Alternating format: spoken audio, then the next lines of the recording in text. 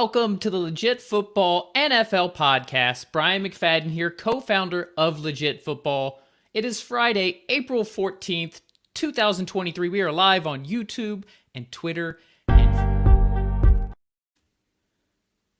Anthony is in mid-season form, throwing me off with a random timer, but we got a special episode today. We're without our normal Friday regular contributor, Adrian Revito, all the way coming from Australia, was feeling a little under the weather. He will be back next week. We also decided to shift our biggest team needs. We were going to do the NFC today and the AFC on Monday. We're going to shift that to where we'll still do the biggest AFC draft needs on Monday, and we'll do the NFC needs next Friday when Adrian is back. So what did we decide to do today? We decided to do our first mock draft, and we don't just do a mock draft and review it. We are doing it live, where myself and my partner in crime, Phillip Fox, go ahead and bring him in, Anthony. What up? We are going to alternate, Kevin. We're going to alternate from 1 through 31, because there is no 32, because my Dolphins had their first round taking it away from Miami. them. 1 through 31, we're going to go back and forth and live mock draft. Kevin, are you ready for this? Dude, I was born ready. I'm very excited. I think it's going to be really fun. I think it's going to be an interesting exercise because I was just saying this on the TikTok live before we jumped in. I think there's a little bit of a component of like balancing what we would do as the GM and also being predictive. I think that's sort of going to be what's really fun about, because it's our first mock, right? So we can take a big swing here. We can have a lot of fun. We can do it live. We can tease out our thought process live. And then, we can, go in there, refine the process, smooth out the edges before we. I can tell you that finalize. I am going to do it 100% as though I were these GMs. Oh, I okay. am not trying to predict. You can do it however you want, Kevin.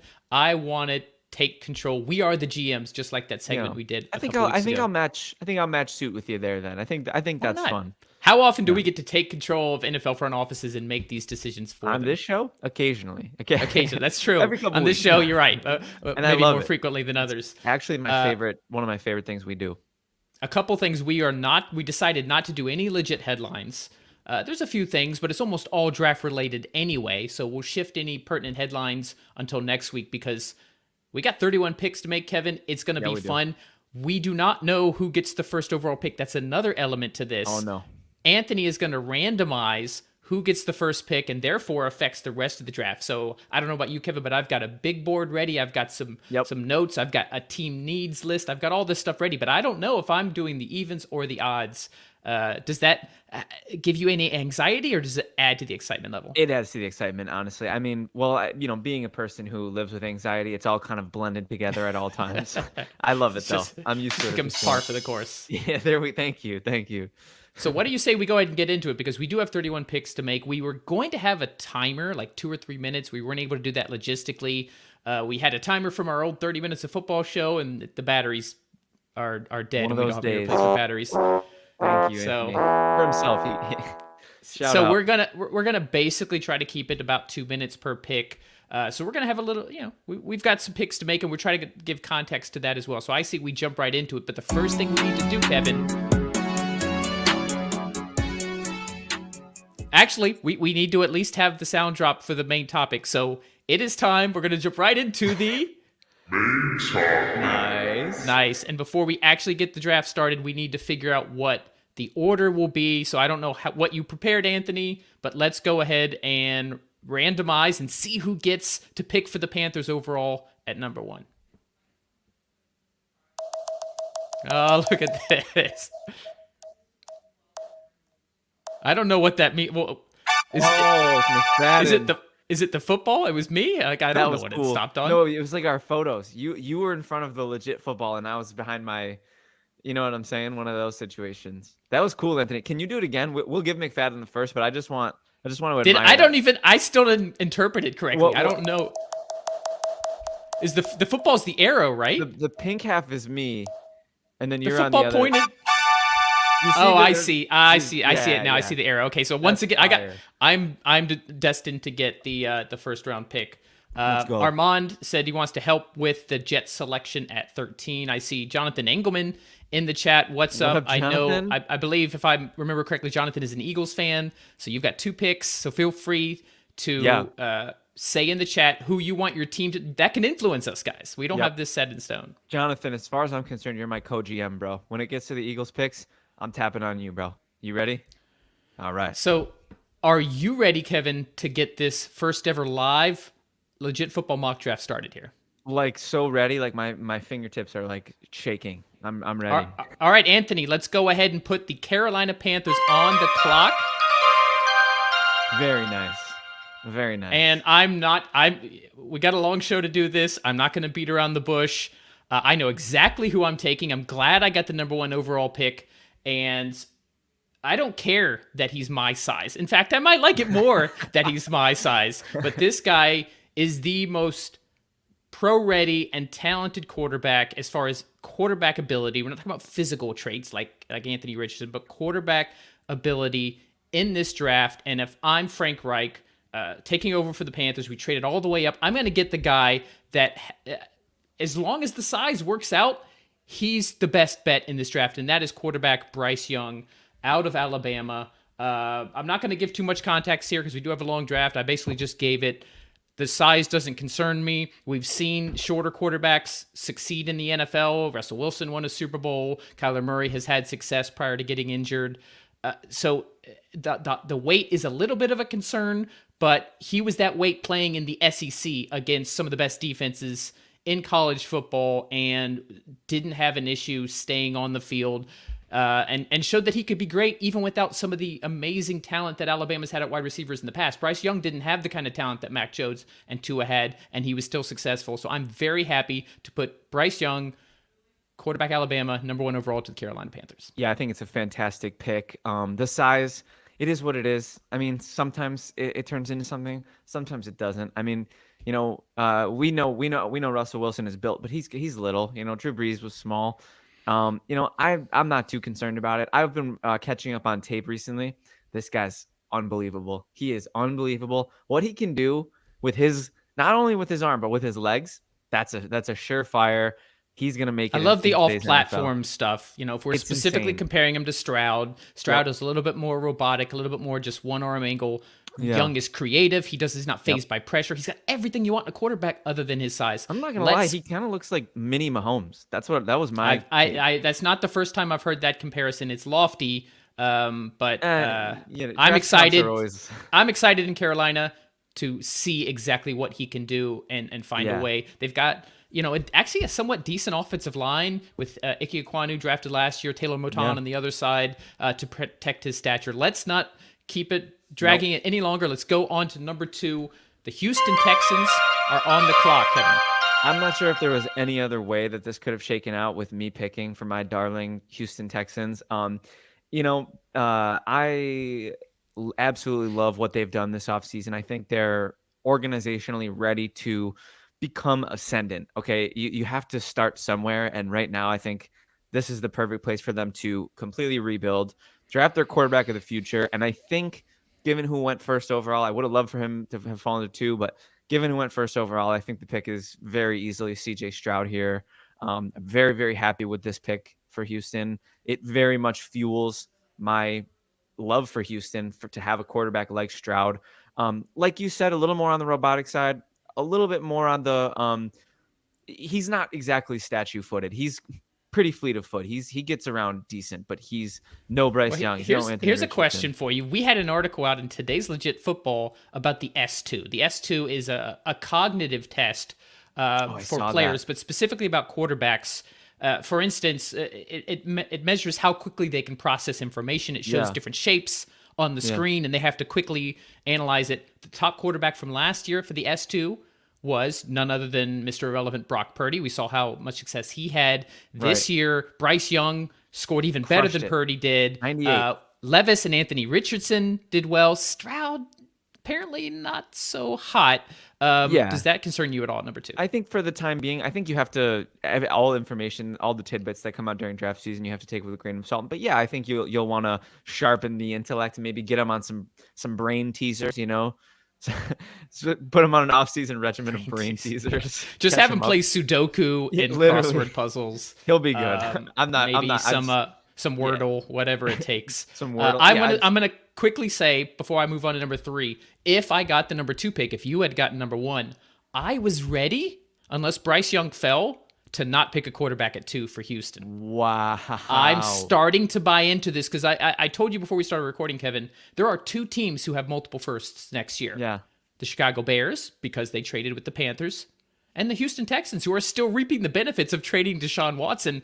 They have 2 firsts next year. Only them and the Bears have 2 firsts. Assuming Justin Fields doesn't completely fall off a cliff, that really gives them ammunition to go after a Caleb Williams or a Drake May. So personally, I was ready, if it wasn't Bryce Young at 2, to not go quarterback for them. You'll have to, when the player gets picked, thank you, Anthony. I needed that. That's when a sizzle for those that don't know what that sounds You'll like. have to tell me who you would have taken at 2, because I'm extremely I'm slam dunk CJ Stroud at 2 for myself, because I think the Texans need to tie themselves to, a stud quarterback right now. I mean, I don't think you can sell the culture thing with Davis Mills under center for another year. I just don't think you can do it. D'Amico Ryans, I think he needs a face. He needs somebody that everybody can buy into. And I think I think Stroud's perfect. I actually thought you were going to go in a different direction. Stroud versus Caleb Williams or Drake May, though, that's what I mean. The fact that they had some ammo to trade up, but I didn't get the 2nd overall pick, so that's not what happened. So let's keep it rolling. We'll talk more. Yeah. Let's go to the number 3 overall. One thing to note here is I think there's a high chance that the number 3 pick. Go ahead and put the Cardinals on the clock, Anthony. The number 3 pick is very likely to be traded. We've had reports in Legit Football that multiple teams have been, at least 6 teams, I think we reported, that have been in contact with the Cardinals to trade for that pick. But we don't really have the capability for this particular live mock draft exercise to account for drafts or to account for trades. So we are just going to pick it in the order it is. So the Arizona Cardinals are on the clock. I'll be picking for them. I will not trade, which means obviously I'm not going to go. I've got Kyler Murray there. Long-term future may be up in the air a little bit, but I'm not going to be drafting a quarterback right now at number 3. And if I have to pick at number 3, I'm going to go with one of the defensive studs.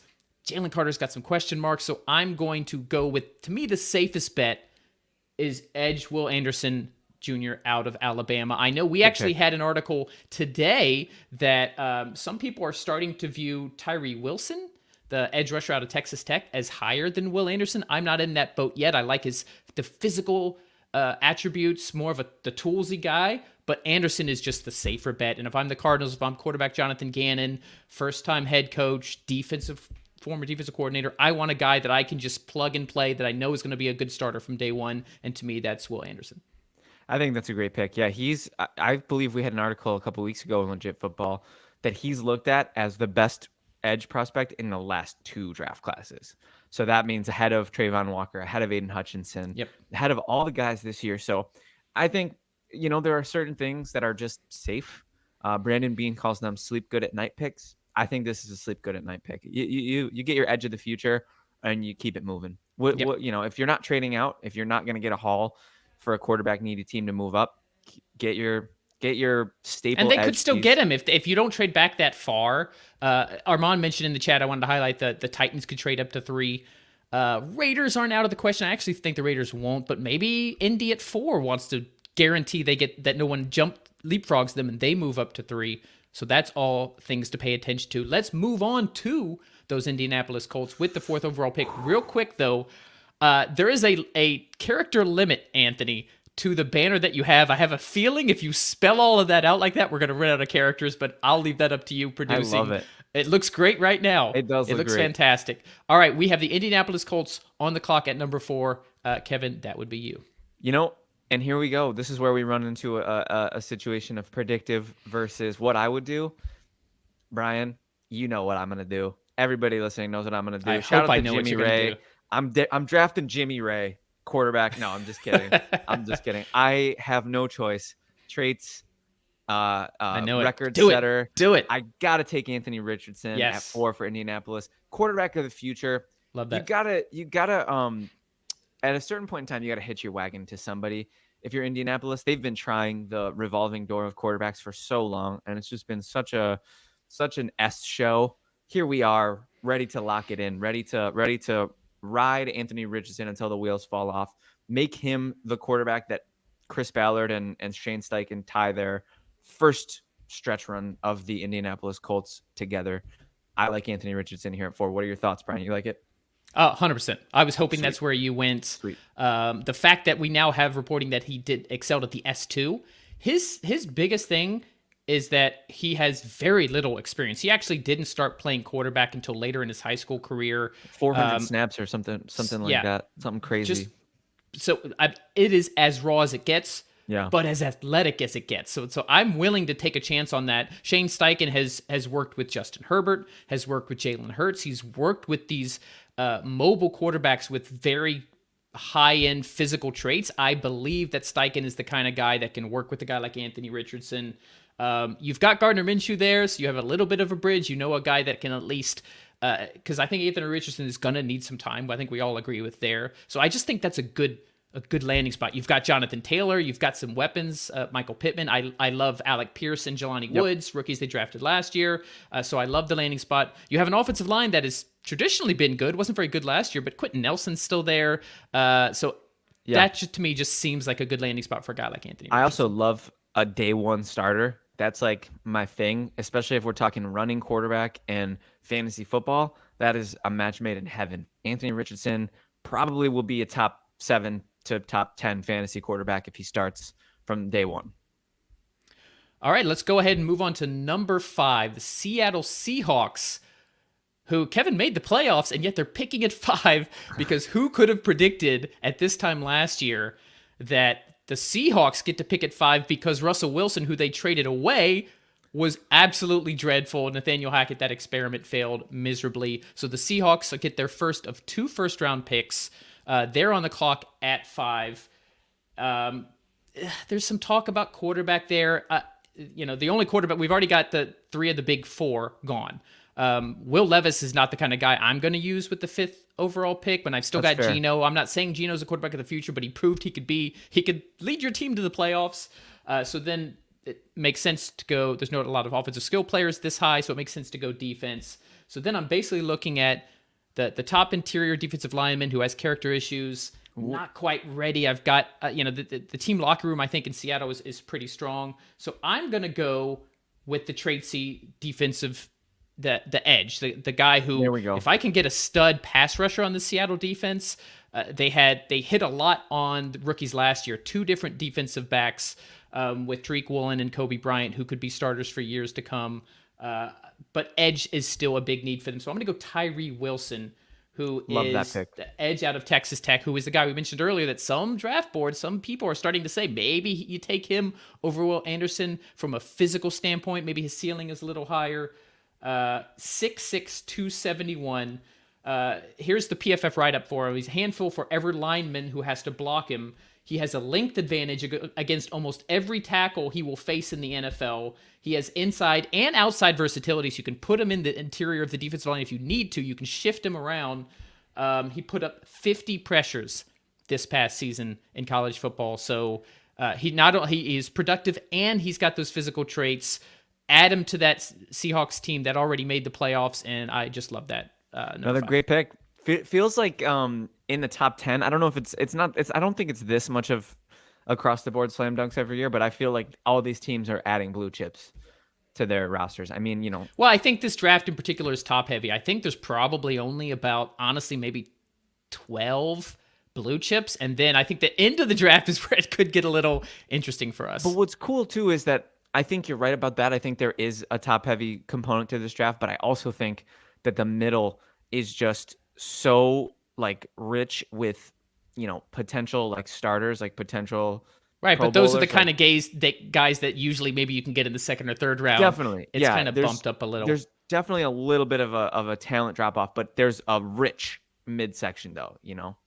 All right, Kevin, we are going to number 6. Anthony's Detroit Lions, another one of those teams that benefited from trading away a star quarterback and ended up working out better than they could have imagined. So this is from the Rams. They traded away Matthew Stafford. Worked great for the Rams. They won their Super Bowl. But now the first of 2 first-round picks for our producer Anthony's Detroit Lions. So, Anthony, I'm going to go talk through my process, and then I'm going to get your green light before I lock it in. Anthony, feel free to mention, you can say in the chat too. Give your Anthony, input in the chat. Because we know he wanted Will Anderson, but Anderson is off the board. Will Anderson is gone, and Anthony and you guys had a lengthy discussion on the pod I missed. Great work, by the way, on Friday. Wonderful work by you guys. Not the same without you, Kevin. But Oh, thank you. I mean, hey, I didn't say it. No, I'm just kidding. No, it was riveting. But you guys had a lengthy discussion about Jalen Carter to the Lions, and I kind of was staring that in the face here. And I do believe wholeheartedly that every single stable and locker room culture does need their infusion of talent, and sometimes that doesn't mean choir boys. However, I'm not making the pick here. I'm not taking Jalen Carter. I've decided against it. I just don't feel like it's a Campbell move. I like I said, you do need your infusion of, talent, regardless of, personality. But at number 6, there is a huge hole left by the trade they just made, and it's not as huge as it seemed like it would be a couple years ago.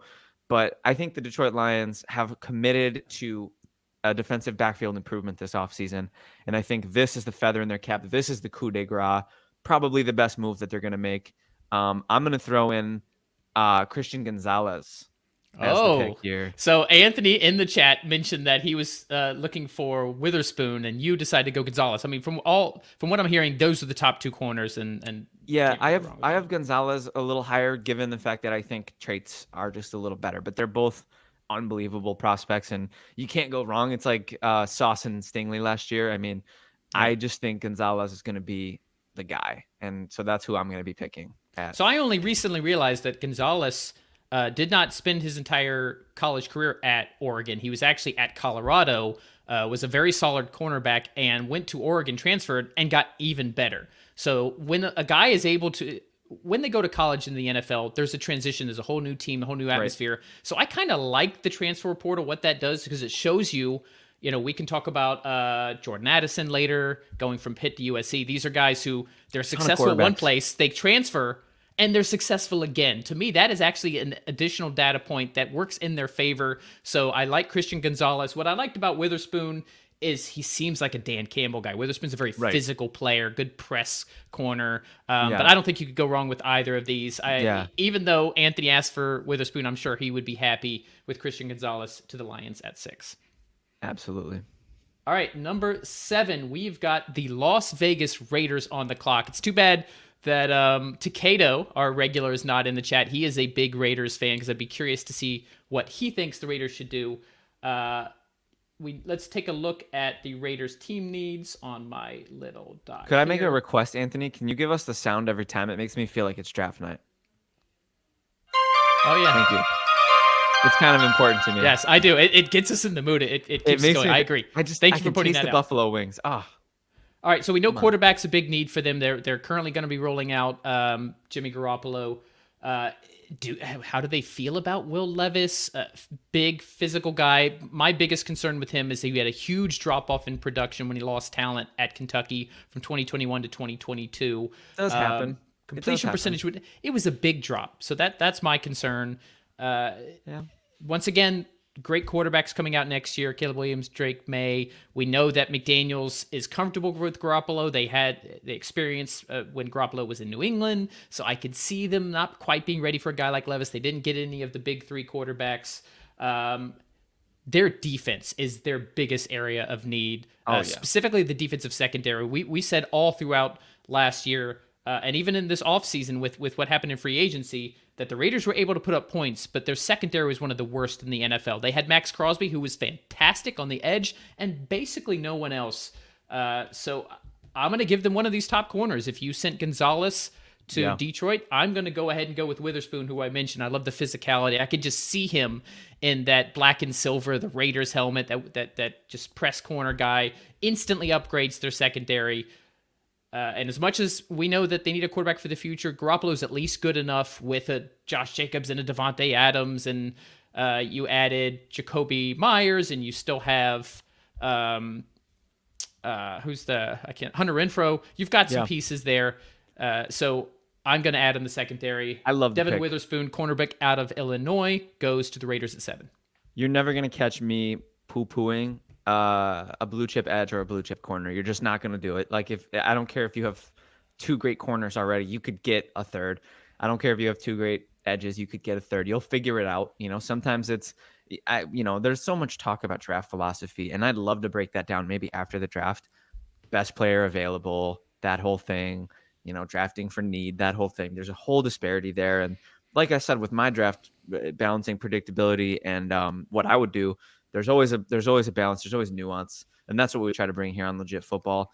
By the way, quickly, I noticed, I didn't mean to interrupt you, but I'm looking at the draft order. You have my darling Atlanta Falcons that I do. And you have the Eagles at 10. I do. So I may have gotten number 1, but you've got those 8 and 10 picks that I would have liked to have made. I have absolutely usurped you in your own game. This was my plan all along. Me and Anthony and you get to pick both of your Texans picks at 2 and 12. So yeah, me and Anthony rigged the wheel. I'm sorry. Spoiler alert. All right, so we got on the clock. Falcons. We've got Atlanta Falcons at 8. Now, this is very difficult. And the reason it's very difficult is because I'm staring down the Ringers 2023 NFL draft needs for Atlanta Falcons, and the number 1 listed need is defensive tackle. And we know who's sitting on the board. He's kind of the elephant in the room. They had an edge today, by the way. I don't know if you saw Bud Dupree signed a 1-year deal with the Falcons. They continue to stock up. He's no slouch. He's no slouch. And edge was actually where I was thinking of going, but there's such a drop-off in talent here. I might, if I wanted edge, I might trade down 15, 16 range. Miles Murphy and Lucas Van Ness is like the next range where I would think an edge would go, but I don't really want to take one of those guys at 8. I just think it's a little rich. So, Mr. Bryan, as the resident Falcons truther, what are your thoughts on Jalen Carter here? Is that something that you would greenlight if you were? I think at this point, I mean, there's a lot of people, just pure talent based. A lot of people would say he's the most talented player in this entire draft. 100%. And with what the assets that they've committed to defense in this offseason, and a division that's wide open, how can you pass on a guy like Jalen Carter? Let's pull the trigger. Yeah, I would do it. It feels like a no-brainer. I mean, it's just difficult to do it based on, this like I said, the elephants in the room, the culture stuff. It's tough to get on board with that, but here we are. We're not gonna shy away from that. We're gonna trust the Falcons culture. We're gonna trust the pros that we have in the locker room to right the ship with Jalen Carter. And we're not afraid. We're gonna do it. We're gonna take Jalen Carter for the Atlanta Falcons. Yeah, I mean, with everything else they've done this offseason, adding a guy like Jalen Carter who can be an absolute game wrecker in the interior. If you're a Falcons fan, you love it, and you just hope that they can fix the character issues. So the racing is one thing, right? And that was a tragedy that happened. But my bigger concern, I mentioned this in a previous episode, is how he showed up to his pro day out of shape, didn't even get to finish his workout, was like 9 pounds heavier than the combine, which was only like a month earlier. So I'm keeping an eye on that. But if you're confident in Arthur Smith to whip him into shape and what they've done in that organization, the Falcons were on the verge of winning that bad division last year, then I take a chance with the talent, and I would draft him here. And to be honest with you, in my personal mock, I had Jalen Carter going to the Raiders because I feel like historically they've kind of proven to be the team that's going to take the chance on the character issues. That's kind of. But I think you're right with Witherspoon staring them in the face. What are you going to do? You're not going to turn that down. You're going to turn. The NFL today is about passing and stopping the pass. So I love the Witherspoon pick, and Carter I think helps the Falcons in an area where they desperately need it. All right, we are 8 picks in, and we're almost at half an hour. So that's what I'm talking about. Good thing we skipped the headlines. Let's keep show on rolling. Next up on the clock at number 9, the Chicago Bears, who traded back. Thank you. Back out at number 1 with that deal with the Panthers. This is their first pick. Bears, the only other team besides the Texans who have 2 firsts next year. So that's something to keep in mind. I think where they're picking now at 9, there is one glaring need. And it is a position that has not been drafted yet here. As good as Justin Fields was last year, yes, offensive weapon and offensive playmaker is a need, but there's just not any player I think that should go at 9 here. So then it becomes protecting Justin Fields. And so offensive tackle, definitely going to be the position that I'm going to take at number 9. Love that. The top tackle on the board. And by the way, people can say he's a guard. Fine. I don't care. He's the most talented offensive lineman in the board. You can figure out where you're going to put him if you're Matt Eberflus. And that's offensive tackle Peter Skoronski out of Northwestern. Great pick. amazing college tape, amazing career. One of the reasons people are talking about a guard is that his arm length is a little bit shorter than you might like at a tackle, but we've seen a few short arm tackles have success in the NFL. Like I said, I just like the talent. Offensive line is a huge need. The Bears had one of the worst offensive lines in the NFL last year, so getting a guy like Skoronski and then figuring out where you want to put him, it's a no-brainer pick for me at 9. I think it's a fantastic pick. Also, no-brainer. You got to protect your franchise, and Fields is, right around the corner of an extension, and you want to keep him nice and upright. And this is the year we've talked about it. This is the year where you figure out who Fields is. This is the year where you figure out if he's going to be the one who has the stuff to lead you to the promised land. And you can't do that. You can't evaluate properly without a decent line. So yeah, I love the pick. Lock it in. Let's keep it moving, Brian. Let's see who you pick at the Eagles, number 10. You know who I would take. I know who you would take, and you know what? I actually said in the TikTok, I don't know if you were watching. I hope you weren't. I actually said in the TikTok that I would sabotage you if I had the chance. You don't need to. You get the pick. But here I am. Jonathan. He's here. That would be my pick. He's just so we clear, Jonathan. That would be my pick. Brian, I didn't know if that would be your pick. I'm glad you clarified. Thank you. Oh, 100% would pick Bijan at number 10. I did it as the GM. Yeah. I'm just joking. It is an absolute no-brainer. I'm gonna do it as well because I really would rather. You doing it, Bijan? Oh, of course. Yeah, I'm not gonna let Boom. this. I don't want the chat to burn to the ground. Absolutely, we're doing Bijan at 10. Slam dunk. Philadelphia gets their running back of the future. Penny becomes relegated to a goal line change of pace. Kenny G, we've had our fun, but I think his days are all but over. Is that I've never heard Gainwell referred to as Kenny G. It's an amazing nickname for him. We gotta lock it in. We gotta lock it in. Kenny G. Yeah, Kenny G. I like it. Yeah, it was just I just don't think there's much hope for anybody in that backfield if Bijan ends up there. But Bijan is gonna be a top 5 fantasy running back in that offense, and him and Hurts are going to be running mates for years. And yeah, it's here. We're staring it in the face. We pull trigger. Let's keep it moving. Nice, Jonathan. Right, so Boston Scott will start the games against the Giants. Absolutely. Could not agree more. Oh, well, 100%. Yeah. But the Giant killer. That's happening no matter killer. who's at starting running back. All right, we are done with the top 10. Let's move on to number 11, where the Tennessee Titans are on the clock. This is one of those. This is a team like QB, definitely a big need for them. Ryan Tannehill going into the last year of his contract. Let's see what else PFF lists as their top needs. They're a team that could trade up to number 3 with Arizona. We're not projecting trades, which is why that didn't happen here. But what happens if you don't? If you get to this point and Richardson, Stroud, and Young are gone, how do they feel about Levis? I am not super high on Will Levis, which is why if I'm the Titans, which I am in this case, I'm not going to go quarterback here at 11. I still at least have a starting caliber quarterback. I think we've seen Malik Willis is not the future there, but you still have Tannehill there. You could look to next year's draft to get one of these quarterbacks. Yeah, I'm excited to see who you draft because I'll be honest with you, if I was the GM, I would take Levis. That would have been my pick. Biggest needs for the Titans: offensive tackle, edge, and wide receiver. The Titans actually have quite a big needs. But I would probably view with what. Let's take a look at the board here. Top edges are already off the board. Only one offensive tackle, Taylor Lewan, who was injured for most of the season, but he was a Pro Bowl caliber tackle. He is now gone. Offensive line is definitely an issue there.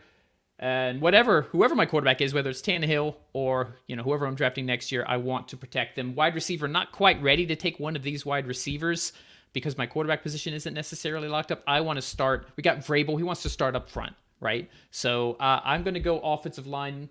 And so the next offensive lineman I would want to take here. There's a lot of good ones still.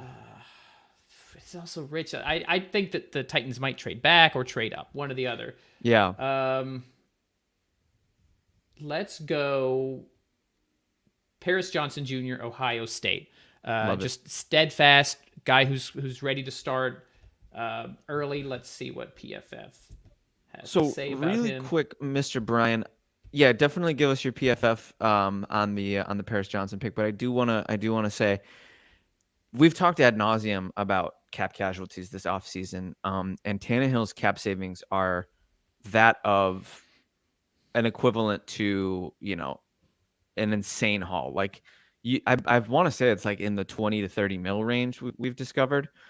I feel like if you don't go Levis there, which I totally get given the question marks as a prospect, do you maybe think about setting yourself up to take a Hendon Hooker a little later? I think Hooker fits that offense. Possibly. Really. That's stay tuned with where Hooker might end up. Got it. But yeah, that's what I mean. Like it's value at that point. If you can get Hooker later in the draft, maybe you trade back into the first later and get that fifth-year option with one of the teams at the end that might not need a quarterback. But Levin is just a little too rich for Hooker. This Levis slide is interesting. We're sitting here at pick 12, and I don't see a Levis team in sight. Armand thinks if Levis is there 11 times or so, they got to draft him. I don't know. Am I crazy? Oh, we'll talk. Let's talk. All right. Real quick. Paris Johnson yielded only 14 pressures across 449 pass blocking snaps. 6'6", 310 pounds, ticks all the physical boxes you could want at the position. Yeah. So he's got the physics. He's got the production. He is ready. He's a guy that can start at left tackle specifically, which is where Luan was playing for Tennessee. So I'm going to slot him in there and start him from day one. Yeah, I love that. I'm inclined to agree with Armand that if Levis is there at 11, the Titans will pull trigger. He says they got to draft him. I don't know that they have to.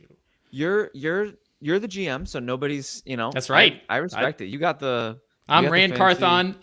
For this, I decided to take... No, I don't hate... Like I said, you're never going to catch me angry at a blue chip prospect at a premium position. You won't. It's just not going to happen. I'm very happy with that pick. You guys can... Titans can tank. I mean, if Tannehill is your QB, you're not... I don't think you're... At this point, I don't think you're winning more than 5 to 7 games, So at some point, maybe you shut them down and you give the reins to Malik Willis and you let We've Caleb talked Williams about, maybe you could still trade Henry. Like, I think they should tear down the studs, get a guy like Paris Johnson who's going to be a stalwart for 10 years or more, regardless who your quarterback is, to quarterbacks that would have been higher than all of these guys coming out next year, plus whatever quarterback come out of the woodwork. I just feel like the Titans should wait at this point. Maybe they can get Hooker later. I'm not ready to make Levis my quarterback of the future at 11. I would rather get a stud left tackle that I can plug and play in week 1. Let's keep it going. We got a whole lot of picks left. We'll come back to Levis when we talk about Levis. I have a question. He's going to get picked somewhere, right? Is he going to fall out of the first completely? We'll see. But number 12, you get to pick for your offseason darling team, the Houston Texans, for the second time. And you know what? It just couldn't have been any better. I mean, okay, I guess maybe it could have been a little better. I would have loved Bryce Young at 2, but you know what, Brian? The way that this is going, the way that this board has shaken out, like this team, everything that they need is falling in their lap. And at number 12, I'm gonna make a sleep good at night pick. I'm gonna take hands down the best receiver in the draft, Jackson Smith and Jigba. And I'm going reuniting teammates, Stroud and JSN. Yeah, I'm going to solidify a playoff berth for the Texans in their first year of a rebuild. So, wow, it's easy money. That's easy. That's an easy pick. JSN. Yeah, I agree. This is one of those, like, every year there's thousands of mock drafts, but you start to see certain players in certain slots, and then those actually happen on draft night. I've seen JSN at number 12 to the Texans. More than in any other position, so it starts to feel like that's just going to happen if Houston keeps that pick. Unless he goes before, True, but I don't. I'm looking at this unless somebody's absolutely in love. It has to be a trade up, I think. I think the same is true with I think the same is true with Levis. I could definitely see a quarterback needed team jumping right up in this range. Yeah, so I just JSN just makes so much sense. So I think that's one of the ones that's predictive as well as your needs. Absolutely. Brian, you are up. All right, I am up. Number 13, the New York Football Jets on the clock.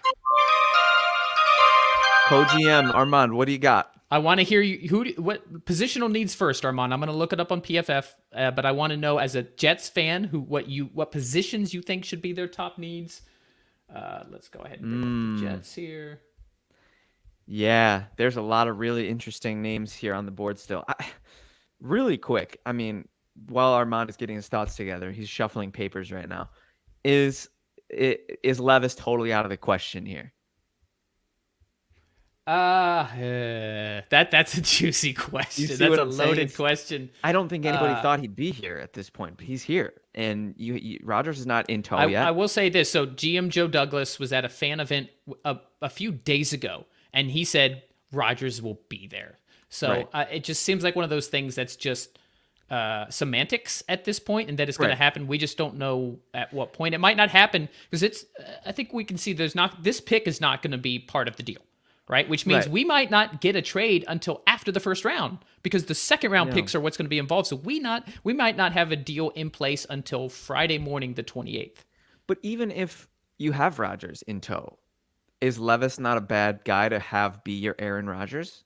But Have be your Pat Mahomes? Have him sit there's behind. one other big need that they have that I would want to address, and I'm going to address because Oh, I am you're right. Joe Douglas in this scenario. You're so right. Good call. That's offensive tackle. 100%. Right? You got Elijah Vera Tucker, who they had to play a little bit at tackle last year with all of the injuries. Mekhi Becton has not really worked out.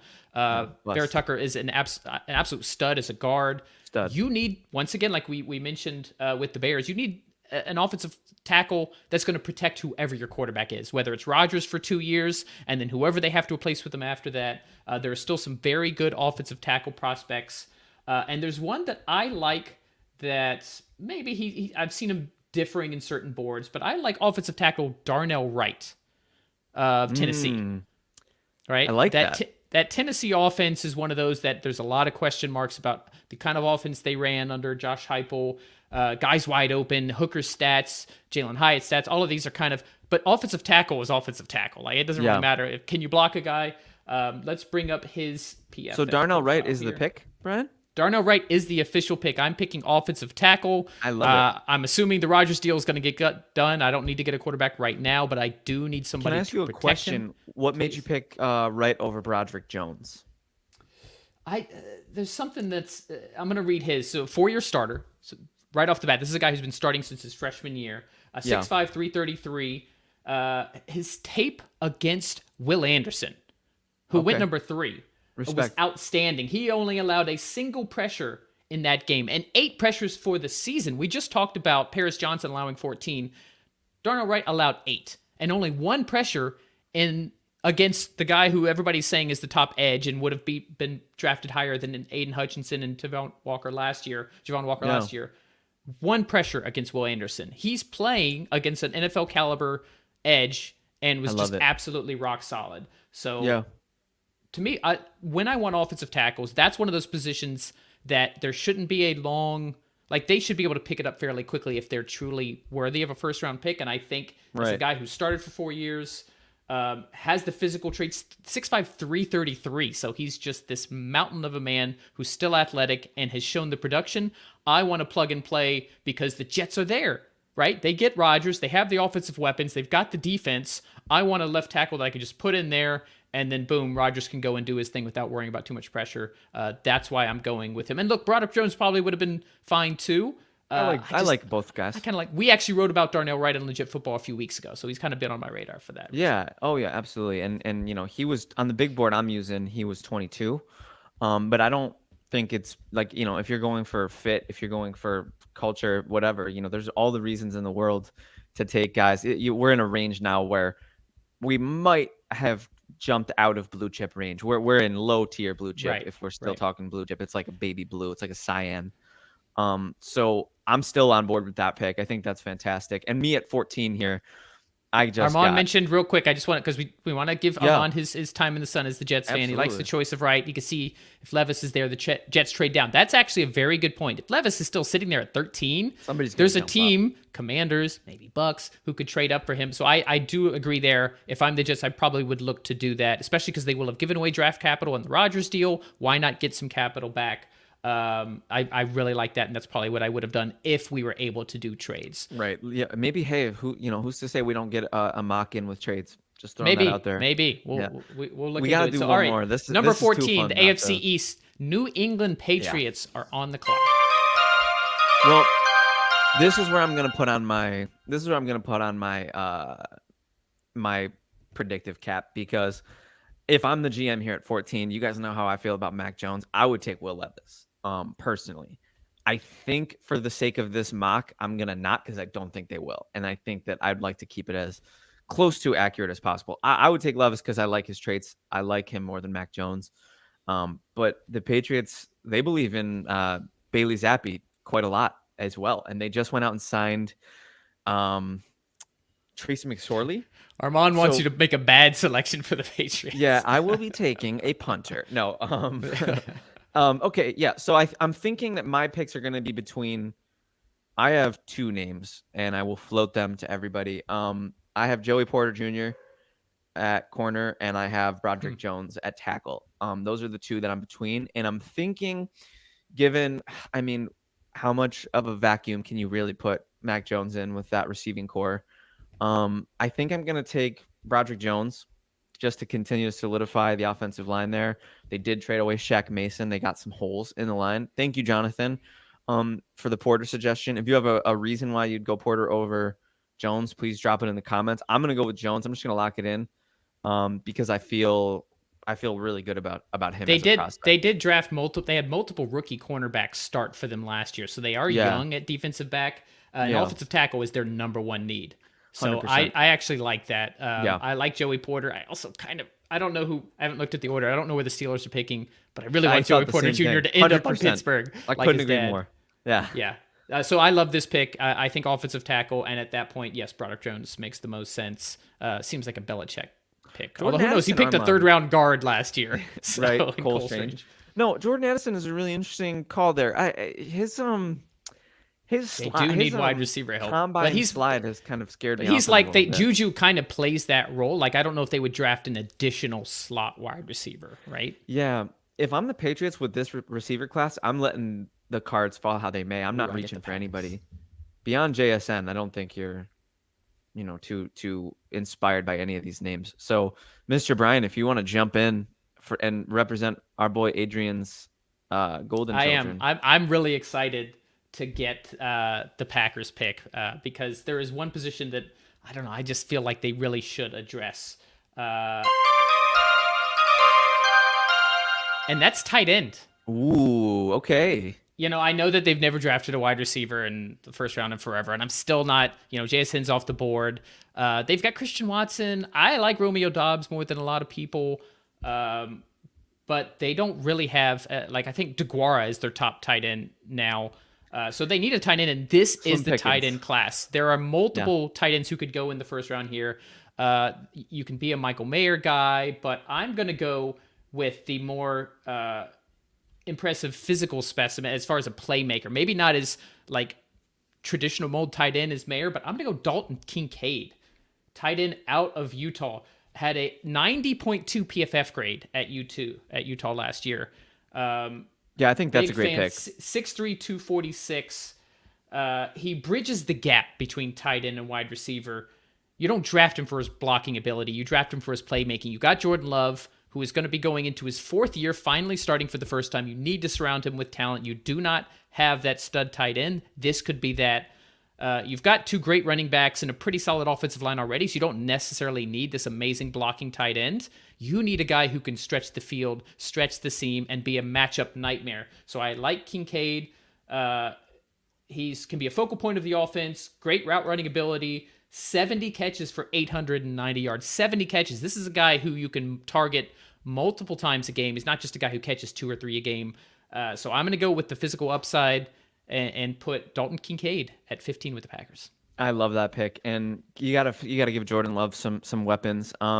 Christian Watson's great, and I think Dalton Kincaid is just going to be one of those field stretching vertical threat tight ends that just moves the needle. So I love it. I think it's a great pick. Armand, my prediction for the fifth year Love option is yes. I think you always have to lock in quarterbacks for that extra year. Yeah. Because otherwise you're not going to have data. I don't think you're going to have data in 1 year. You're going to need 2 years. Yeah. You're going to end up paying like 18 mil right. with the 18 to 20 million that's still a significant discount for a starting quarterback, even on the 5th year option. So yes, I would I'm sure the Giants wish they picked up Dime's 5th year option, because they're now paying him 50 when they could have paid him 20 for a season. But that's okay. Right. This one's going to be interesting. Let's put the Washington Commanders on the clock at 16. Actually, not going to be interesting even a little bit. I'm doing what you guys think I'm gonna do.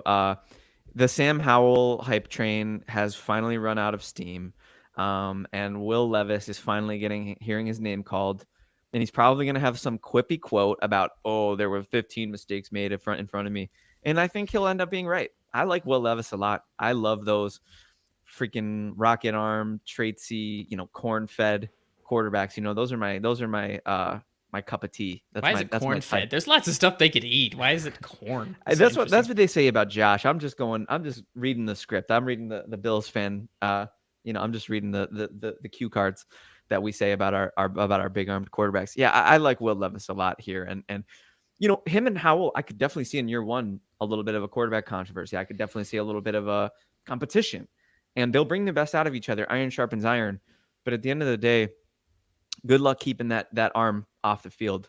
He's unbelievable, and 16 I think is a super reasonable place for him to go. Brian, would you agree? I know you're lower on him than I think some. at this point, if the Commanders, if Will Levis falls to them, they're ecstatic. They've said, same. "Oh, we're happy with Sam Howell. He looked pretty good in that one game he started." But Sam Howell doesn't have the physical makeup of a guy like Will Levis. Eric Bieniemy, new offensive coordinator there. Like I like He'll that maximize the landing talent. spot. And here's the thing, Ron Rivera. There's going to be a new ownership group in Washington. We didn't talk about that because we got into the mock draft. So Ron Rivera is going to be on a little bit of a prove it. You got these brand new ownerships. They're going to want to come in, maybe make changes. So why not go with a guy who has a bigger upside than Sam Howell? Why not go with a quarterback who can come in and possibly save your job after a year with a brand new ownership guy? Thanks, Jonathan. Appreciate Shout out you to Jonathan. popping in, man. That was really fun, man. We'll definitely keep you posted on the next pick, but we appreciate you, man. You really contributed a lot to the chat today. So please come back Monday and Friday. Thank you. Yeah, so I think I may not be high on Will Levis, but if he falls to 16 at Washington, I think they're knocking people over to turn that card in. 100%. Let's move on to number 17. The Pittsburgh Steelers are on the clock. Not going to beat around the bush. This is another one of those picks, like JSN to the Texans at 12, that I keep seeing, and it makes so much sense. Steelers have a big need at defensive back.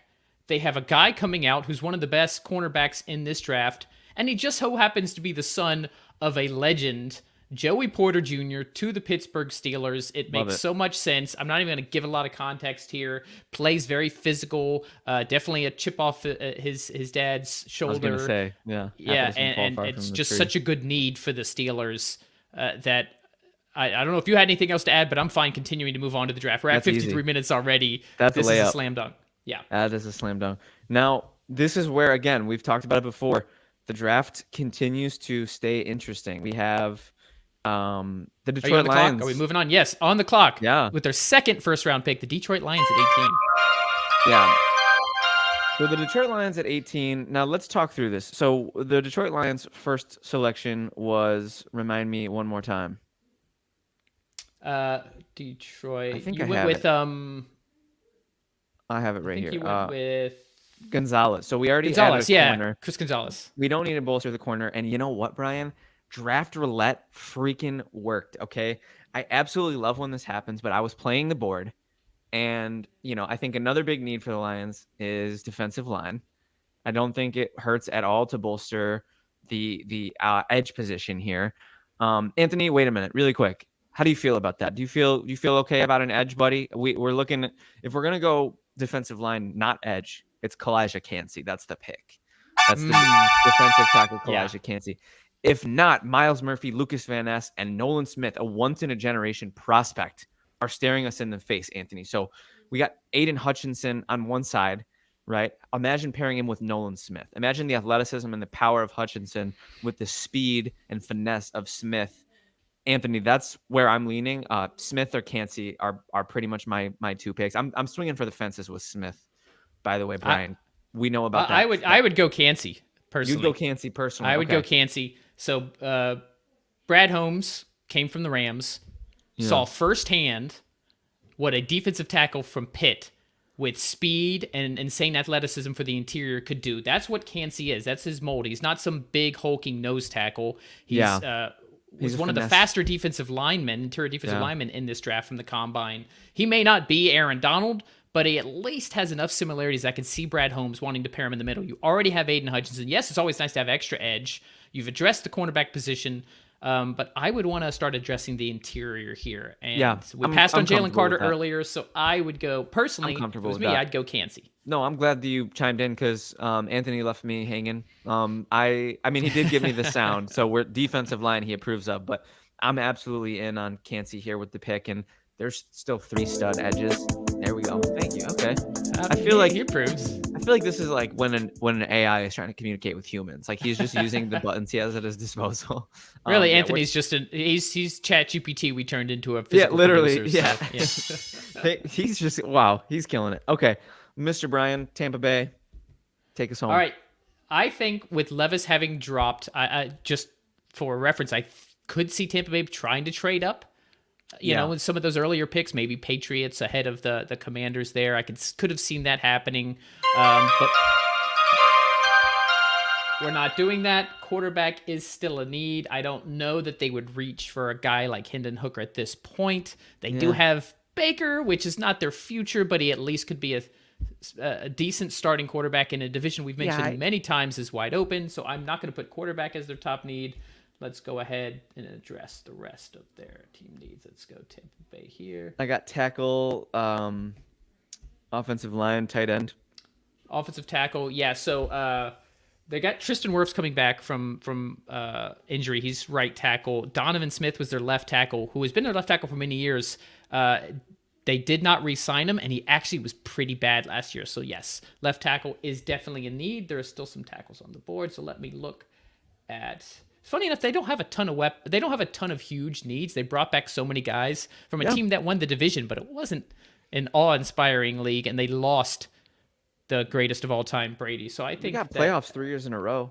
I mean, they're a prime trade back candidate, and throw a Hooker in there or somebody else along those lines. Correct. I'm looking at the offensive line that are available. I'm not loving it either. You know what? Nobody inspiring right now.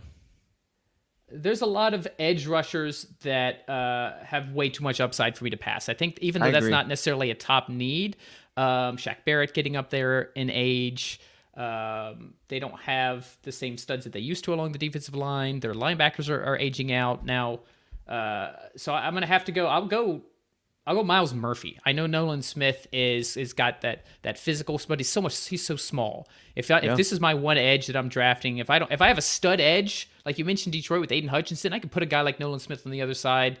But if this is the one edge I'm drafting here, I'm gonna go Miles Murphy. He's got a much better production, much better build. BPA there, I think. In my humble opinion, he's probably the best player available. So I don't hate that pick at all. I think that's a sleep good at night pick. You might be running out of blue chips down in this range. We might be getting to that point. I think he might qualify as one if he can, put it together at the next level. All right, we have finished 19. Let's move on to the second of Seattle Seahawks 2 first-round picks. Who do you got for Seattle at 20, Kevin? Now, Seattle at 20 is interesting because you took Tyree Wilson at 5. Right. And we are staring down a couple stud edges right here in Lucas Van Ness and Nolan Smith. I'm not going to double dip at edge. Although I wouldn't pass any NFL GM to double dip at edge. It's the kind of position you can get away with a double dip at. So the other team needs I have are defensive tackle, offensive line, and corner. That's fair. Defensive tackle. Okay, I'm running out of names that I'm super inspired by, so I'm gonna again float this one to the room here. So that means Armand and Money Mac. I'm looking at Quentin Johnston, Jordan Addison, and Deontay Banks as my big 3. With a wild card of Brian Branch. Those are my 4 names that I'm looking at. So it's interesting. I think they're fairly set at safety, assuming that they picked up what, Love, was it? They picked Julian Love from the Giants. And they have Quandre Diggs. Still have Quandre Diggs, and who is the guy from the Jets? I can't think of the guy. Oh Jamal Adams. Jamal Adams.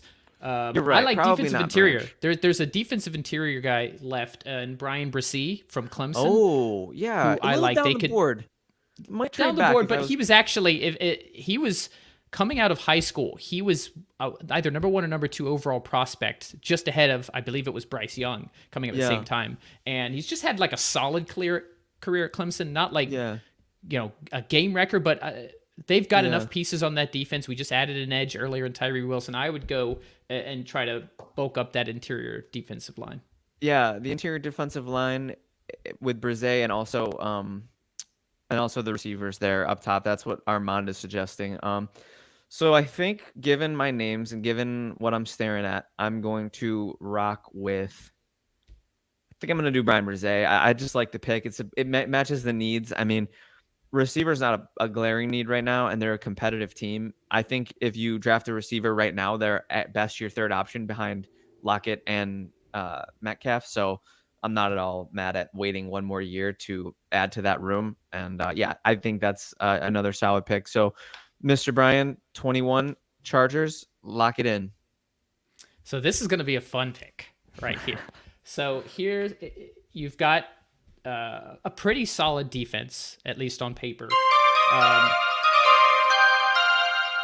So I want to address the offensive side of the ball. You've got Kellen Moore is going to be the new offensive coordinator for the Chargers. You've got Justin Herbert, Mike Williams hopefully healthy. Keenan Allen's still solid, but getting up there. We could talk maybe if Bijan is here. I'm the Chargers. I'm like, oh, Eckler out the door, Bijan, but he's not. So I'm gonna go weapon.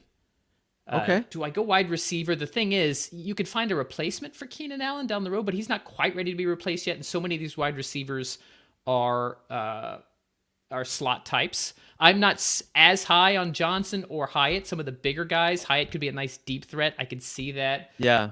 But, I want to give them a playmaking tight end. I want to give them a freak of a tight end. I want to give them Darnell Washington from Georgia. Wow.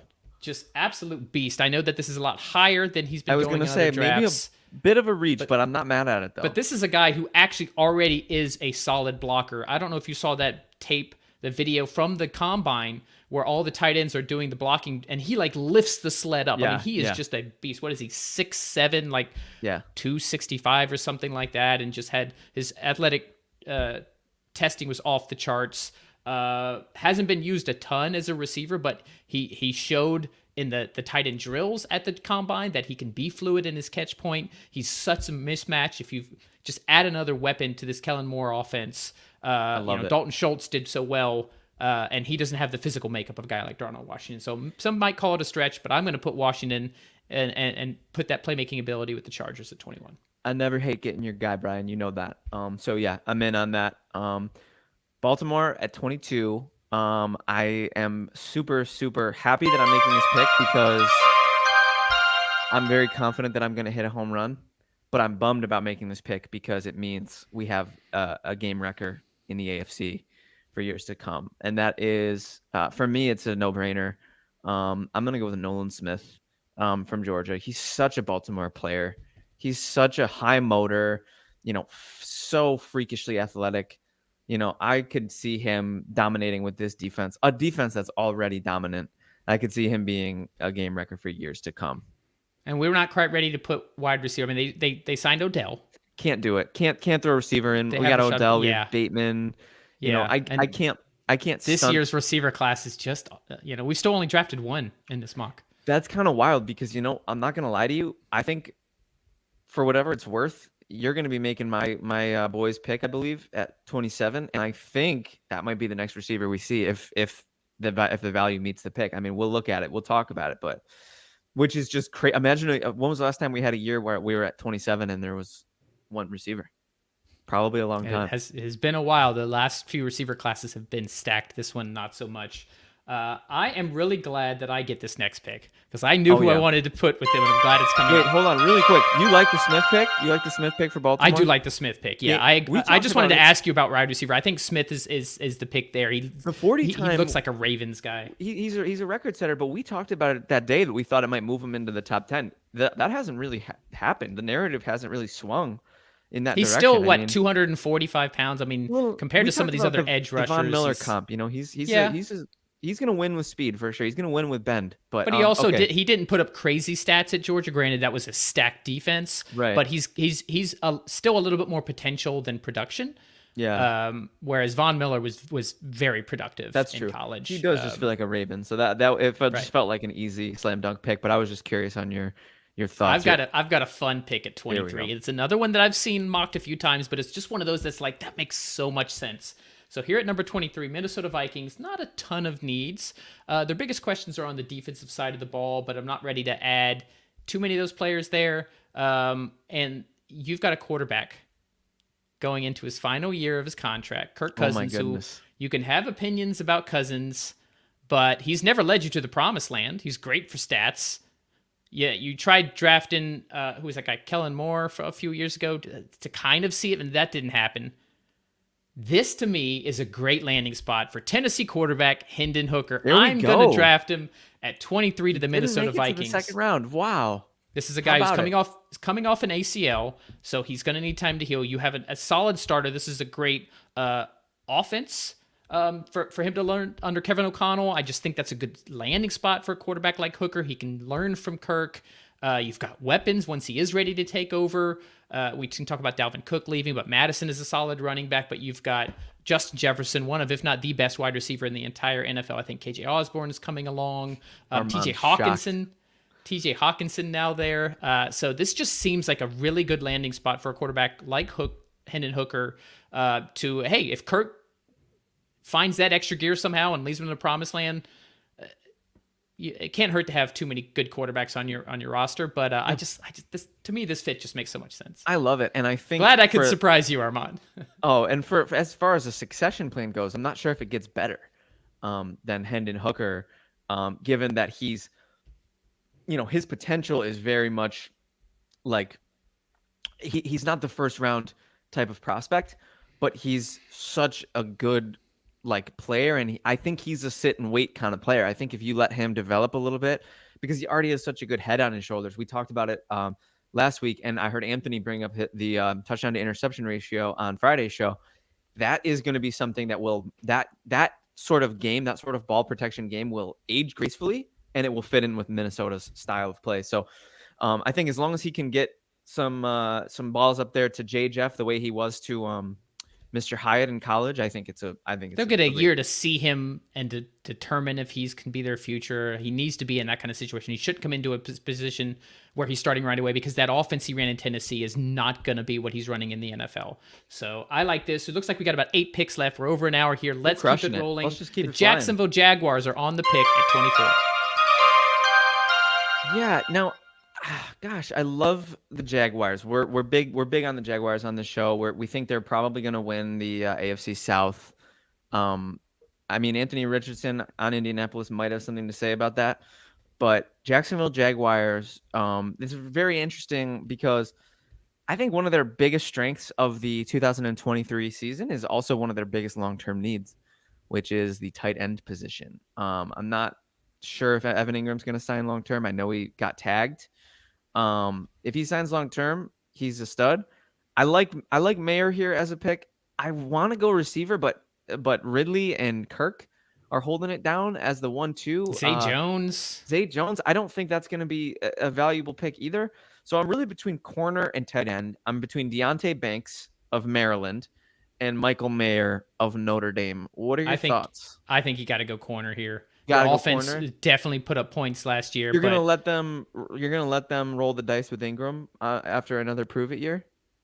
Sure, Ingram was great last year. You don't. But I'm saying, do you lose him though? Because you tagged him, right? So but you're also this is a very deep tight end class. You do not have to take a tight end in the first round. Yeah. For a team like that already has a tight end in place, I would rather wait till there's going to be some studs in the second and third round in this tight end class. I'd rather wait on that and get a guy who can, start. Tyson Campbell, solid year. I think he was at an 82 PFF grade. You need a cornerback on the other side of him. You're going to be having to compete with the Mahomeses and the Josh Allens and the Herberts. You need to shore up that secondary. So Deonte Banks, I think, I'm super good with that. Yeah, I'm super happy with that. I'm always down to tease it out. You know what I'm saying? I think that's the important part of this process is, talk through it, because, this is such a complicated draft. I think this is one of the drafts that has some of the most variance. It's a And I lot think, of variance. and I think that's what I love about it. I love those picks when I'm sitting there and, like I said, I got my hot wings and, I just all of a sudden I hear a name and I'm like, what in the H was that? I did not see that coming. I think this draft is going to have a lot of those moments and I'm very excited. So yeah, let's lock in Deontay Banks. I'm happy with that. Deontay Banks. Those are my top two needs, tight end and cornerback corner. out of Maryland. Yeah. So let's go ahead and move on. The New York Giants on the pick at 25. There's one glaring need here, and I don't think I could pass it up, and that's wide receiver. They brought in Darren Waller, great tight end, great weapon. We can all like the Isaiah Hodgins story, but I think he'd be really good as a number 2. Yeah. I need a solid wide receiver. I don't love this wide receiver class. JSN is the guy I'm like, yes, that's it. I'm going to make another surprise pick here because this is a guy that I like, right? I love it. I don't think this is not a prediction. I do not think he'll go in the first round. But I just like, I'll tell you why I like his particular profile over some of the wide receivers ahead of him. And that's Josh Downs out of North Carolina. Oh, wow.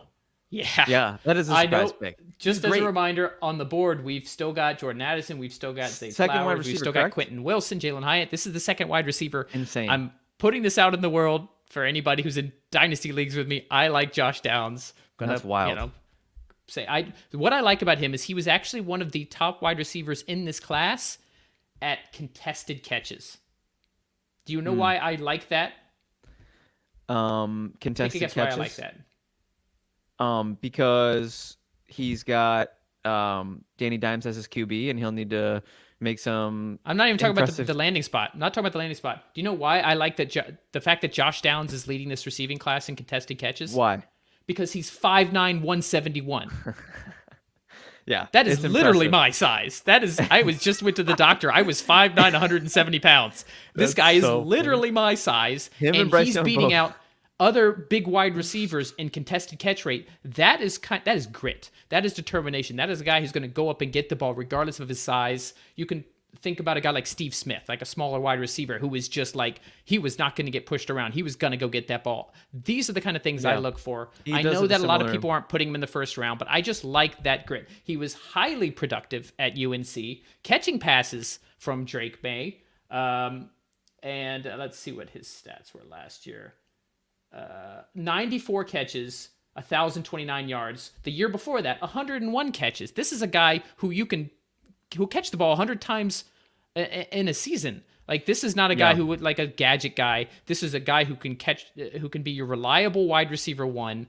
They're running a lot of bootlegs with that Dable offense. Get him out, get him open, and he will make the catch at the point.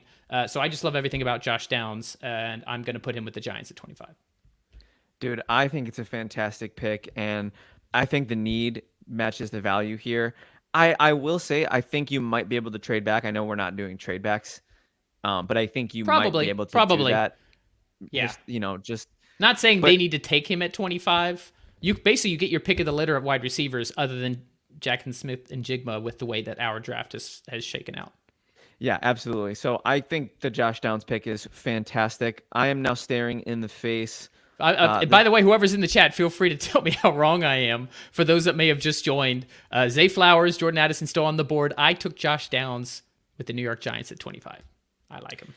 Now, this is an interesting one, and this is one where I think I'm gonna stick to my guns on this one. I think I'm gonna call my shot. Dallas. By the way, there's a guy I really want you to pick here, so let's see if I don't know if it's gonna align. I'm kind of left field in this one. I'm gonna pull a Brian. I'm gonna reach down the board a little bit. I'm gonna go in my bag of tricks here. I'm gonna pick a guy I really like. Don't you do it. Whoa, sir. I think I know what you're doing. We'll see. So okay. I'm just gonna start off by saying the Cowboys are a pretty good team. They're a pretty complete team, and they've done some great things to add to their situation. I think the Stephon Gilmore acquisition, the Brandon Cooks acquisition, two of my favorite offseason moves. They were on the Easter egg show. I love it. But Zeke's gone, and Tony Pollard is coming back from a broken leg. I knew it. I knew you were going this. I have to do it. I disagree, but go ahead. I love the fit. I absolutely love the fit. I'm gonna go with Jahmyr Gibbs. I knew out of it. Alabama. That's what What? Why? Tell me. I would not want Jahmyr Gibbs there. Why? So I think Pollard has shown, Pollard has shown the ability to be a 3-down back. He's coming I off an completely injury agree. that was a broken foot. It's not an injury that lingers. Yeah. It's an injury that he should be months fully recovered, and every kind of medical analysis I've seen say he's going to be 100%. He can take the load. You can get another guy there to kind of spell him here and there, but I don't think they need to draft a running back, and I certainly don't think they need to draft a running back in the first round. Gibbs, highly enticing speed weapon. guy, can catch the backfield, definitely a weapon. That is not their biggest need, But you gotta especially take in the some first heat round. off Dak. Where would you go? Give me your. give me the I name you want, would've- to me, Michael Mayer is Jason Witten 2.0. I want Oh, Michael yeah. Mayer. I see him with the star, I like that. on his helmet. So that's where I would have gone if I was. So the you're Cowboys. disregarding like Peyton Hendershot as like their starter. You don't think he's gonna be? I think Ferguson has just as much of a chance there as Hendershot, and I don't think either one of those guys have the caliber of Michael Mayer. Mayer's ready to start week 1. He's already a great blocker. Another one of those just physical guys that wins at the catch point. He has that grit. I just see him as a Dallas Cowboy, I just can't and believe I you just don't sniped want them to. They're one pick. Look, if Bijan falls to 26, I can't fault Dallas for taking them. But Jahmyr Gibbs, to me, that's a reach. Personally, just you're can't the believe you GM. You can sniped keep that. the pick. I don't know how you knew I was gonna do that. I was kind of like We're mind meld, man. I was We're gonna mind say, meld. we're I'm at- like, we're at he's that- going. As soon as you said left field, I'm like, he's going to draft Jahmyr Gibbs. literally left field. I don't think I haven't seen that called, but I just think it's a good fit. I think running back is a team need of theirs. Who's their second guy's okay. He made some moves last year. I can't think of his name. He was always getting chunks. Jake Ferguson. It was Ferguson No, and I Hendershot. was talking about their second running back. He had our third running back last year. He had a lot of Oh. juice. Oh, I don't remember. I can't remember his name, but he I think he's, Malik something. Yes, I think he's going to Malik be a great Davis. 3. Malik Yes, Davis. Malik Davis. Yes. Yeah. All I don't right, know. I Mr. think Tony Pollard. This is a franchise tag, prove it year. They want to see. Armand, I beat you on that one. Malik Davis. Thank you, Armand. I think they want to see if he can be the guy to hold it up. And I think the Cowboys will draft a running back. I just don't think it's going to be at 26 unless Bijan happens to fall. Value was just too good there for me to pass up. I love Gibbs. I think Gibbs is going to be a fit, and I think he complements Tony Pollard's skill set very well. Okay, well, Gibbs is the pick. The card has been turned in. The card's I turned love in. it. I love this kind of stirring up conversation, Oh, Kevin. Let's keep absolutely. it moving. Your Buffalo Bills. I'm ready for this. I was born ready. Let's at go, Brian. What do you got 27. for me? I know where I think you would want to go with this. There's a couple names. I'm super open. I actually want to hear your thoughts. Tease it out. Well, I assume you, as a Bills fan, you want another weapon. You want a wide receiver. I get that. It'd be nice. It'd be but nice. I don't see, with the way this board is lining up, this wide receiver class, I wouldn't use that. There's still, you might as well get a guy in the second or third at this point. You could There easily are- trade up early day 2 right now. Easily. There was a big difference between pre-Von Miller and post-Von Miller with the Bills last year. So Absolutely. you have some pieces at edge, but not enough. I want more edge if I'm the Bills. They could draft a defensive back, but I don't love the all the good defensive backs are already taken at this point. We're no trade back scenario. So if I'm the Bills at 27, I'm going edge. And I'm looking at a guy like Lucas Van Ness, who has not been drafted yet. That's insane. He is 14th on PFF's big board. That's a great value. A guy I don't who think there's any chance he makes it to 27, but I don't either. But here, that's the we're beauty here. of these mock drafts. So Well, that's always gonna happen. And There's always gonna Brandon be Bean. I'm taking Lucas Van Ness at 27 for the Buffalo Bills. I'll get a pass catcher in a later round. But to me, the fact that he fell, the fact that it's a need at a premium position, to me, this is just like I'm turning in the card quickly here from the Bills. That is absolutely a sleep good at night pick. There's a couple things I'm very nervous about the linebacker situation in Buffalo right now. Terrell Dodson and Terrell Bernard are first men up in the Tremaine Edmonds replacement sweepstakes, and those two guys are. I mean, we took Bernard in the 3rd round last year, but he's so undersized. He's like built like a safety. Don't love Positional that. value. You still have Milano. You're not completely void of talent there. I would rather get another edge because you But had how often Edmonds do you and wanna go Milano dime? last year, and after after Miller went out, you didn't have much of a pass rush at all. So So you're absolutely right. Absolutely. I And would Greg rather get a Rousseau, guy to right. You got Rousseau. You've you can got get Rousseau inside more Basham. often. He's You know, big. Yeah, I'm who's the Boogie guy Basham from? I and think he was from Iowa. You drafted him a couple years ago. AJ pretty Epinesa. low You on have those guys. but these are They're rotational guys, right? You don't 100%, have yeah. another guy. If Miller is healthy, you need another guy opposite him. So I would Yeah. rather go edge and address linebacker. It's not a great linebacker class. I would address it, or maybe even look into free agency. I would have looked tackle. I would have looked DeJuan Jones. tackle. I would have looked is Osiris there. Torrance. I would have looked Zay Flowers. I wouldn't. but I wouldn't go guard over edge. I can Right. see tackle. Anton Harrison, Oklahoma, still on the board. At the end of the day, Brian, the name that you said was just the fact that he was that available that late. Correct. I think that's a sprint to the podium pick, and I'm not mad at it at Correct. all. Couldn't say no to that. He's still there. I actually was eyeing this a few spots ahead. I'm like, if Van Ness falls to 27, the Bills are taking him. What are you gonna do? Absolutely. So I am now up with the great pick, by the way. A+. Cincinnati Bengals on the pick at 28. I'm now up with Cincinnati Bengals, and oh, my friend, let me tell you something. You, my good sir, made this pick for me when you pitched my Dallas pick 2 picks ago. Now they lost Hayden Hurst, and I was gonna put him at New Orleans next. They Now I gotta lost Hayden rethink Hurst. that. Hey, Juwan Johnson's great. Don't do that. Yeah. The Cincinnati lost Hayden Hurst. They did upgrade the tackle position, but I do think that on the other side, because Jonah Williams is having a temper tantrum, I do think that's going to be an interesting conversation to monitor. But it doesn't matter, because right now, like you said, I'm the GM and the card's already turned in. I'm going with Michael Mayer, tight end.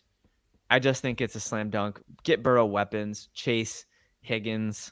Come on, like let's load up this team. It's a great even more. pick. He's gonna be, and it's 28. Like he's, I believe 2 tight ends have gone ahead of him. I think he could be the best tight end in the draft. So it'll be really interesting to see. I think he's the most pro ready. I will say that. Like Yeah. Dalton Kincaid, I put him with the Packers because I think he has that kind of playmaking Receiving, ability. Yeah, the flash. Yeah, And Darnell Washington is just, I don't know, the upside of his physical traits. But if you're talking about a guy that you want to start week 1, it's Michael Mayer. Yep. And the Bengals couldn't are agree that more. team. They're ready to win Super Bowls. They need a guy that they can just plug in. They don't need they've got very high end wide receivers. They don't need a tight end like that has a super high ceiling. They just need a guy who could plug and play week 1. I think it's a fantastic pick, and I'm super actually jealous of Cincinnati for the cupboard that Mr. Burrow has. All right, let's keep it rolling with the New Orleans Saints at 29. I would have put tight end there. Not that I don't like Juwan Johnson, but I think He's they a could use stud. a second solid tight end. You can always use a good tight end too. I would still want to add another wide receiver, but I don't love the wide receivers on the board here. Olave was fantastic. We don't know what we're getting out of Michael Thomas, who re-signed there, but I don't love the fit. I want interior defensive line is a big need for them, but I don't really see the picks there either. At the top defensive tackles are kind of already off the board. They Yeah. lost Shai Little Tuttle. They drop-off. lost Onyemata. They need people on the defensive interior. So I'm just going to go with BPA essentially at this point, and I'm going to go Will McDonald out of Iowa State, the edge rusher. So you've got, That's pretty interesting. just stacking up at edge. You don't have any Yeah. glaring needs. 2 biggest needs are interior defensive line and outside linebacker for the Saints. So outside linebacker, edge, and depending on the defense that they want to run. Like I mentioned, just losing along the defensive interior. Shai Tuttle, David Onyemata, Marcus Davenport, all gone from last year's defensive line. So adding another defensive lineman, edge is one of those positions that maybe you can get a little versatile with. Let's see, It never hurts to have more edges. I mean, honestly, and Exactly. it's sort of like quarterback. You kind of have Will to take McDonald swings. is 25th on the PFF big board here. So let's read his profile because I don't have a ton of data on him off the top of my head. So, all right, first look. 6'3", 239, redshirt senior, so lots of experience there. He will be one of the more interesting defensive line prospects in the class because his tape is almost at a position that he won't play in the NFL. It's frequently a 4 or 5 technique at Iowa State's defense at 236 pounds. It is best in space off the edge. So he could actually be moved to outside linebacker. 84.1 pass rushing grade in 2022 and 85.3 in 2021. So a solid pass rushing grade in 2 years at Iowa State. I like the versatility. That's a big need for the Saints. Not a flashy pick. Like you said, we're kind of out of blue chip guys at this point anyway. Right. We're kind Maybe of in this the is second round grades at this point. maybe this is a trade back scenario. Yeah. Maybe they could still take a wide receiver, but I just like stacking up on edge guys. So that's why I'm confident I'm going to stick with McDonald at 29. Absolutely. No, and I think that's a great pick. I think, like I said, we're big advocates of swing until you get it right. And so if you're going to stack up on edges, there's a lot worse things you can do. And him, along with Cameron Jordan on that defensive line, will create a lot of nightmares for a lot of teams, for sure. If he is the level of prospect that it's shaping up. I mean, late first edges are always interesting. True great edges are usually found in the top 15, which is why I think it's so fascinating that we got Lucas Van Ness and Nolan Smith in the 20s. Kind of insane, honestly. This edge class is fantastic. So that's very fun. Now we are looking next at the Philadelphia Eagles again, their second first round pick. And with the first round pick, we all know we went with Brian's boy and Brian's dream matchup, Bijan Robinson. And now I think at pick 30, I mean, this is your Super Bowl consolation prize. I think at pick 30, you can go with bolstering the future of the defensive backfield. I don't know how you feel about that. I don't know how you feel about corner. We did keep Slay. We did keep Bradbury, but I think still you might Avante Maddox. I think you still want to start thinking about the future there, because I don't know how long those guys are going to be sticking around. And I do have corner listed as a draft need. I also have offensive line, which I don't hate as well. Maybe we can take a look at those guys as well. I'm going to throw something in there. Sure. What about defensive backfield? Sure, but what about safety? Safety specifically? Chauncey Gardner-Johnson, gone. Brian Branch is staring me in the face. Marcus Epps, gone. I'll tell you what. I'm looking at Brian Branch. I'm looking at Osiris Torrance, and I'm looking at Cam Smith. Well, here's the thing. I've seen other mocks put a guard with the Eagles, but I know that they lost. But they drafted Cam Jurgens last year. Yes, he's a center, but I think they'll start him at guard. So you have a guy who's ready. He's the Jason Kelsey replacement once Kelsey retires. But you've got a guy that you can start. I think you're going to want to get him some game experience. So I don't think you need to draft a guard in the first round. Yeah, I could see that. It's a Howie Roseman thing to do. So Cyrus Torrance is just he's the best guard probably. He's the best guard yet. Yeah, so I can see it happening. But if I'm them, I might want to keep that secondary strong. We're looking at Branch and Smith. It's a coin flip for me. I don't know if you have a preference between the two. I think Branch is a better prospect. I think corner's a more important position. From what I'm seeing and reading and hearing, Branch is not his ceiling isn't super high, but he's just a guy who's just gonna do his assignment. He's gonna be disciplined and make guy that can start early. Starter, correct, a guy that you can rely on. And with all the other talent the Eagles have, and the fact that they're ready to they were just in a Super Bowl, I might lean Brian Branch there. I'm super comfortable with that. Shout out to Donut. What up, Donut? How are you, bro? Great to see you. We're looking at pick number 30 for the Philadelphia Eagles. I'm gonna roll with Brian Branch. I'm gonna trust the process. Mr. Donut still only taking two wide receivers. Insane. Two wide receivers have come up. Well, and that's why this next pick, the last pick of the first round, is so fascinating. Donut Demon is the GOAT. He's not here today. But we'll make sure to give you a shout when he comes back. We love having Demon on. He's awesome. And last but not least, Brian.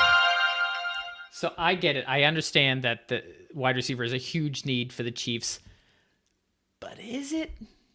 Like the Chiefs don't need stud wide receivers to win Super Bowls. We just saw that. So if I'm the Chiefs, I'm not going to spend my one first round pick on wide receivers. So then what do you got left? You got edge.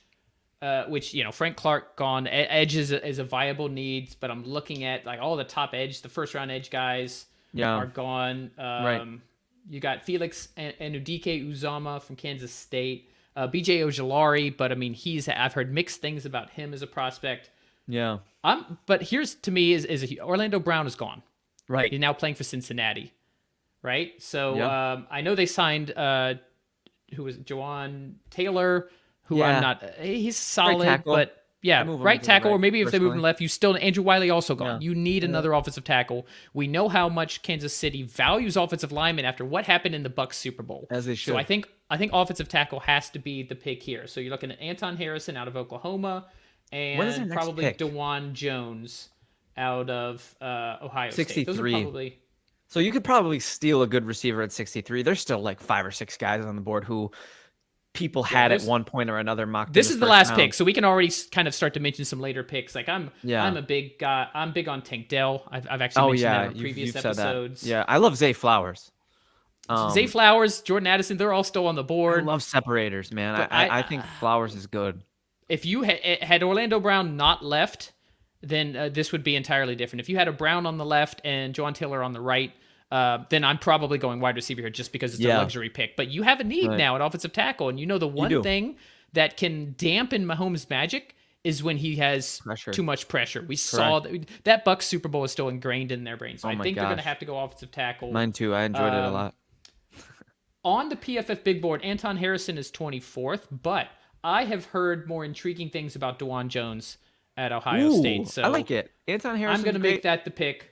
I like the DeJuan Jones pick. Let's go DeJuan Jones. 2 Ohio State tackles going in the first round. That closes out our mock draft. Unbelievable. Donut wants to know who would pick at the Bucks at 19. Who did we pick the Bucks? Didn't you have the Bucks? I did have the Bucks, and I believe I got it right here. Oh, Edge Miles Murphy fell to 19. Oh, we threw Miles him to Murphy.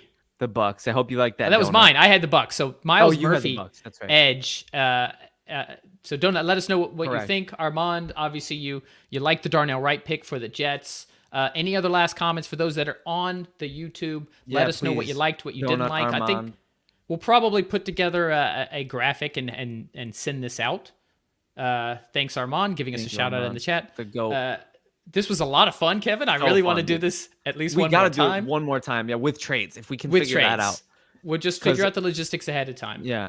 Okay, so I'm looking at the big board, right? Thank you, Donut. We appreciate you. I'm looking at the big board. You got Quentin Johnston, Jordan Addison, Zay Flowers. My top 3 big board guys are receivers. Oh, the And then second round is Osiris going to be Torrance. spicy, right? It's just Oh my going to God. be a run on wide receivers. Anton if it plays out like Harrison. this. Listen to this. Emmanuel Forbes, Cam Smith, Khalil Ringo. Corners. Insane corner depth still available. Jalen Hyatt. Every single off-ball linebacker is still available. Trenton Simpson, Drew Sanders, Jack Campbell, who's my favorite of the 3. Wow. If this is how the board shakes out for the Bills and they get Lucas Van Ness and somebody in the second at a position of need, hopefully a receiver or a linebacker. You still I'm got stoked. tight ends. I like Sam Laporta out of Iowa, Luke Musgrave out of Oregon State. They're Yep. still on the board. Yep. Keon White is a very popular edge. Yes. Isaiah Foskey. We're seeing White put in the first round in some mocks. The linebackers or the running backs are still great. You still got Charbonnet. You still got Sean Tucker. Julius Brents, by the way, big corner, really physical press Dude. corner who's starting to move up boards. Dude, this draft class is, like I said before, top heavy for sure, but we're in that meaty middle part where you're gonna get second round grades for the next couple rounds. Like there's good just NFL starter material, even if Absolutely. they're not like blue chips. Well, we could probably do this until we're blue in the face, but this has just been so fun and so fantastic. Shout out to you, Brian. You made great picks. I'd let you be my co-GM any day. Armand's right. Yeah, no linebackers. We None. did not draft any linebackers in the first Not a single round. one. Unless you count McDonald, who's an edge, but they could switch him to outside All of them are linebacker, but he's edges, not yeah. labeled as a linebacker. Yes, I think we are over an hour and a half.